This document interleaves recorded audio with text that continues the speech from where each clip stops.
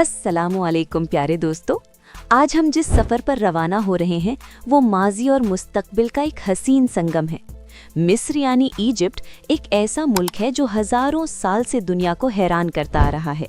मगर दोस्तों, 2026 का मिस्र वो नहीं है जो आप किताबों में पढ़ते आए हैं।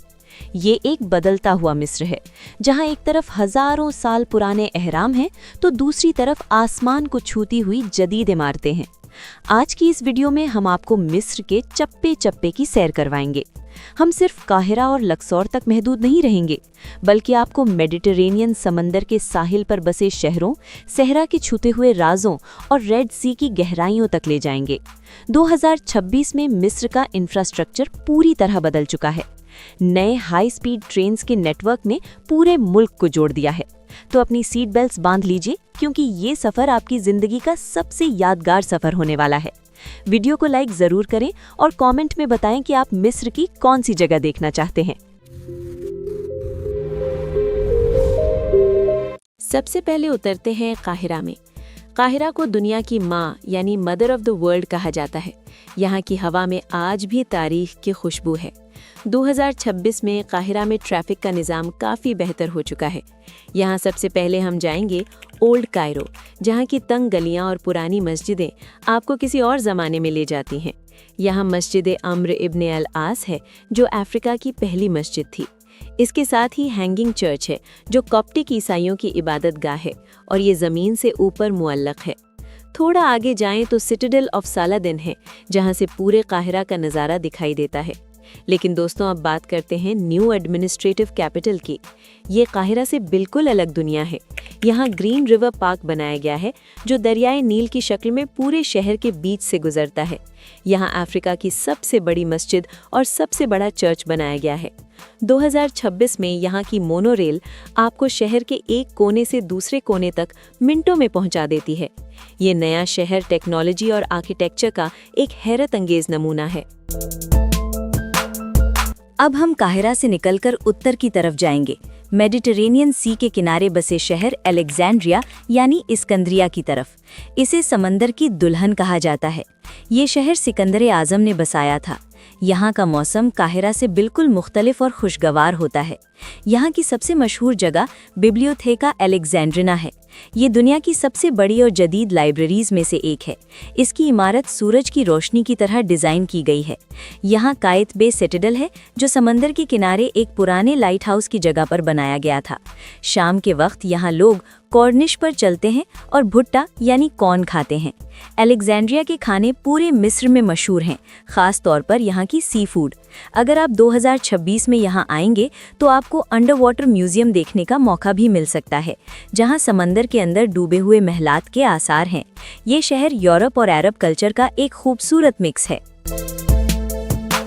अलेक्जेंड्रिया से थोड़ा मगरिब की तरफ जाएं तो नॉर्थ कोस्ट यानी साहिल का इलाका शुरू होता है। ये जगह मिस्र के अमीर तरीन लोगों और टूरिस्ट की पसंदीदा जगह है। यहाँ का पानी टर्क्वाइज रंग का है और रेत बिल्कुल सफ़ेद है। यहाँ 2026 में न्यू अलामीन सिटी बनाई गई है, जो एक मॉडर्न टूरिस्ट डेस्टिनेशन है। यहाँ बड़ी बड़ी स्काई स्क्रेपर्स और लग्जरी होटल्स हैं।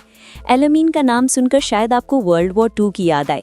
यहाँ आज भी वो कब्रिस्तान मौजूद हैं, जहाँ जंग में मारे जाने वाले फौजी दफन हैं।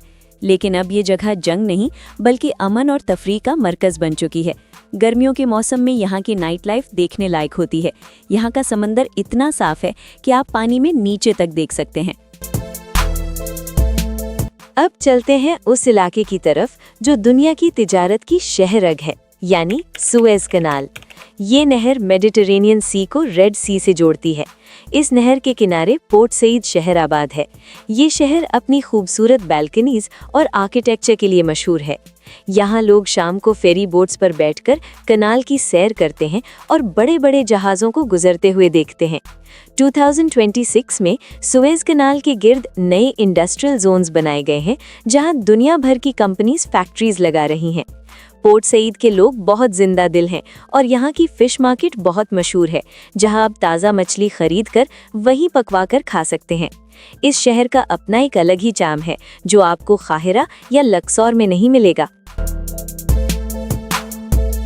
वापस चलते हैं तारीख की तरफ, लग्जर शहर की तरफ, जिसे थीब्स कहा जाता था। दोस्तों, लग्जर में सिर्फ जमीन पर ही नहीं बल्कि आसमान पर भी सैर की जाती है। यहाँ सुबह सवेरे हॉट एयर बलून की राइड बहुत मशहूर है। जब आप आसमान से नीचे देखते हैं तो आपको एक तरफ दरियाए नील की हरियाली और दूसरी तरफ सहरा का सुनहरी रंग नजर आता है। ये मंजर इंसान कभी नहीं भूलता। लग्जर में वैली ऑफ द क्वींस भी है, जहाँ मशहूर मलका नेफरतारी का मकबरा है। इस मकबरे की पेंटिंग्स इतनी खूबसूरत और चमकदार हैं कि लगता ही नहीं कि ये हजारों साल पुरानी हैं। लग्जर का बाजार भी बहुत दिलचस्प है, जहां से आप एलिबास्टर के पत्थर से बनी हुई चीजें खरीद सकते हैं। यहां रात को कलेश यानी घोड़ा गाड़ी में बैठकर शहर घूमा जाता है, जो एक बहुत ही रोमांटिक तजुर्बा होता है। जब हम लग्जर से असवान की तरफ क्रूज पर जाते हैं तो रास्ते में दो बहुत ही अहम मंदिर आते हैं। पहला है एडफू टेम्पल, जो होरस देवता का है, जिसका सर बाज यानी फैल्कन जैसा था। ये मिस्र का सबसे बेहतर हालत में महफूज मंदिर है। दूसरा है कोम ओम्बो टेम्पल। ये बहुत ही अजीब मंदिर है क्योंकि ये दो देवताओं के लिए बनाया गया था, एक होरस और दूसरा सोबेक, जो कि मगरमच्छ यानी क्रोकोडाइल देवता था। पुराने ज़माने में यहाँ दरिया में बहुत मगरमच्छ होते थे, इसलिए लोग उनकी पूजा करते थे ताकि वो उन्हें नुकसान न पहुँचाएं। आज भी इस मंदिर में ममीफाइड क्रोकोडाइल्स रखे हुए हैं। क्रूज का सफ़र करते हुए आप देखेंगे कि दरिया के किनारे बच्चे तैर रहे होते हैं और हाथ हिलाकर टूरिस्ट्स को सलाम करते हैं। ये सादगी और खूबसूरती आपको सिर्फ मिस्र के देहात में ही मिलेगी। आसवान पहुंचकर आपको ऐसा लगेगा जैसे आप अफ्रीका के दिल में आ गए हैं। यहाँ के लोग, जिन्हें नूबियन कहा जाता है, वो अपनी अलग ज़बान और कल्चर रखते हैं। इनके घर बहुत रंगीन होते हैं और ये घरों में मगरमच्छ पालते हैं। आसवान में दरियाए नील के बीच में फिलाई टेम्पल है, जो गॉडेस आइसिस का मंदिर है। इस मंदिर तक जाने के लिए कश्ती का सफ़र करना पड़ता है। 2026 में आसवान में सोलर पावर के बहुत बड़े प्रोजेक्ट्स लगाए गए हैं। यहाँ का बेनबन सोलर पार्क दुनिया के सबसे बड़े सोलर पार्क्स में से एक है। आसवान का बाजार मसालों के लिए बहुत मशहूर है। यहाँ से आप हिबिस्कस यानी करकड़े की चाय और आलमी मयार की खजूरें खरीद सकते हैं। शाम के वक्त फेलुका यानी बादबानी कश्ती में बैठकर दरिया की सैर करना और नूबियन म्यूजिक सुनना रूह को सुकून देता है। अब चलते हैं पानी की दुनिया में, रेड सी के साहिल पर। यहाँ हुरगादा शहर है, जो फैमिली हॉलीडेज के लिए बेहतरीन है। यहाँ बड़े बड़े रिजॉर्ट्स और वाटर पार्क्स हैं, लेकिन अगर आप थोड़ा और जुनूब की तरफ जाएं तो मरसा अलम आता है। ये जगह गोताखोरों यानी डाइवर्स के लिए जन्नत है। यहाँ आपको समंदर में ड्यूगोंग यानी सी काऊ और बड़े बड़े कछुए यानी टर्टल्स तैरते हुए मिलेंगे। मरसा आलम उन लोगों के लिए है जो शोर शराबे से दूर सुकून चाहते हैं। 2026 में यहाँ इको टूरिज्म को बहुत फ़रोग दिया गया है ताकि समंदरी हयात को महफूज रखा जा सके। यहाँ के कोरल रीफ्स की रंगत देखकर इंसान कुदरत की कारीगरी पर सुभान अल्लाह कह उठता है। यहाँ आप ग्लास बॉटम बोट में बैठकर बिला भीगे समंदर की रंगीन दुनिया देख सकते हैं। रेड सी के दूसरी तरफ सिनाई पेनिनसुला में एक छोटा सा शहर है दाहब। इसे हिप्पीज और बैकपैकर्स का शहर कहा जाता है। यहाँ का माहौल बहुत ही चिल और रिलैक्स्ड है। लोग यहाँ ज़मीन पर कुशन्स पर बैठकर खाना खाते हैं। दाहब में दुनिया की सबसे खतरनाक डाइविंग स्पॉट्स में से एक है, जिसे ब्लू होल कहा जाता है। ये समंदर में एक गहरा गड्ढा है जो बहुत खूबसूरत मगर खतरनाक है। यहाँ सिर्फ एक्सपर्ट डाइवर्स ही जाते हैं। दाहब के करीब ही रास अबू गलूम और ब्लू लगून है, जहाँ आप ऊँटों पर बैठकर जाते हैं। वहाँ बिजली नहीं है और लोग तारों की छांव में सोते हैं। अगर आप एडवेंचर पसंद करते हैं और शहरी जिंदगी से तंग आ चुके हैं तो दाहब आपके लिए बेहतरीन जगह है। मिस्र का सफ़र खानों के बगैर नामुकम्मल है। कोशरी के अलावा यहाँ हवाउशी बहुत मशहूर है, जो कि मीट स्टफ्ड ब्रेड होती है। इसके अलावा महशी यानी चावल से भरी हुई सब्जियाँ हर घर में बनती हैं। सुबह नाश्ते में फूल मेदामिस के साथ ताज़ा बनी हुई ऐश बलदी यानी मिस्री रोटी का मज़ा ही कुछ और है। मिस्र में गन्ने का जूस, जिसे असब कहते हैं, बहुत पिया जाता है। ये बहुत सस्ता और एनर्जी से भरपूर होता है। रमज़ान के महीने में मिस्र की रौनक देखने वाली होती है। गलियों में फानूस यानी लालटेन लगाई जाती हैं और रात भर बाजारों में चहल पहल रहती है। मिस्र के लोग चाय के बहुत शौकीन हैं और वो चाय में बहुत शक्कर डालते हैं। अगर आपको मीठी चाय पसंद नहीं तो पहला ही बता दें। 2026 में मिस्र में सफर करना बहुत आसान हो गया है। एक नई इलेक्ट्रिक हाई स्पीड ट्रेन शुरू की गई है जो रेड सी को मेडिटेरेनियन सी से जोड़ती है। इसे मिस्र का दूसरा सुएज कैनाल कहा जा रहा है, मगर पटरियों पर। ये ट्रेन सौखना से शुरू होकर न्यू कैपिटल, काहिरा और फिर अलामीन और मतरूह तक जाती है। इसने सफर का वक्त आधा कर दिया है। टूरिज्म के लिए ई वीज़ा का निज़ाम बहुत तेज कर दिया गया है और अब आप घर बैठे वीज़ा हासिल कर सकते हैं। नए एयरपोर्ट्स बनाए गए हैं, जैसे कि स्फिंक्स इंटरनेशनल एयरपोर्ट जो पिरामिड्स के बिल्कुल करीब है, ताकि टूरिस्ट्स सीधा वहां लैंड कर सकें। दोस्तों, मिस्र एक ऐसा मुल्क है जो एक बार देखने से जी नहीं भरता। यहाँ हर शहर का अपना एक मिजाज है। अलेक्जेंड्रिया का सुकून, काहिरा की तेजी, लक्सर की तारीख और दाहब का एडवेंचर। जब भी मिस्र जाएं तो कोशिश करें कि कम से कम 10 से 12 दिन का प्लान बनाएं, ताकि आप इन सब जगहों को देख सकें। लोगों से मुस्कुराहट से मिलें, क्योंकि मिस्री लोग खुश मिजाज होते हैं। बार्गेनिंग करना मत भूलें और हमेशा खुले पैसे अपने पास रखें। अब थोड़ी संजीदा बात करते हैं, यानी मिस्र की मईशत और जीडीपी के बारे में। दोस्तों, 2026 में मिस्र की इकॉनमी अफ्रीका और अरब दुनिया की मजबूत तरीन मईशतों में शुमार होती है। अगर हम नंबर्स की बात करें तो 2026 में मिस्र की नॉमिनल जीडीपी तकरीबन 400 से 450 बिलियन यूएस डॉलर्स के दरमियान है। लेकिन अगर हम परचेजिंग पावर पैरिटी यानी पीपीपी के हिसाब से देखें तो ये इकॉनमी 1.8 ट्रिलियन डॉलर्स से भी तजावुज़ कर चुकी है।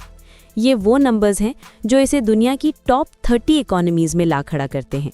इस ग्रोथ की सबसे बड़ी वजह वो मैसिव कंस्ट्रक्शन प्रोजेक्ट्स हैं जो हमने आपको न्यू कैपिटल और अलामीन में दिखाए।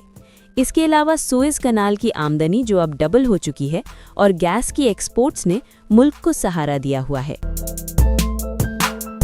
लेकिन दोस्तों, तस्वीर का दूसरा रुख भी है। इजिप्शियन पाउंड की कदर पिछले कुछ सालों में काफ़ी गिरी है। 2026 में एक यूएस डॉलर तकरीबन 50 से 60 इजिप्शियन पाउंड्स के आसपास ट्रेड कर रहा है। इस डिवैल्यूएशन की वजह से महंगाई यानी इन्फ्लेशन में इजाफा हुआ है, जिसने आम आदमी की कमर तोड़ दी है। हुकूमत कोशिश कर रही है कि मिनिमम वेज बढ़ाई जाए ताकि लोग महंगाई का मुकाबला कर सके।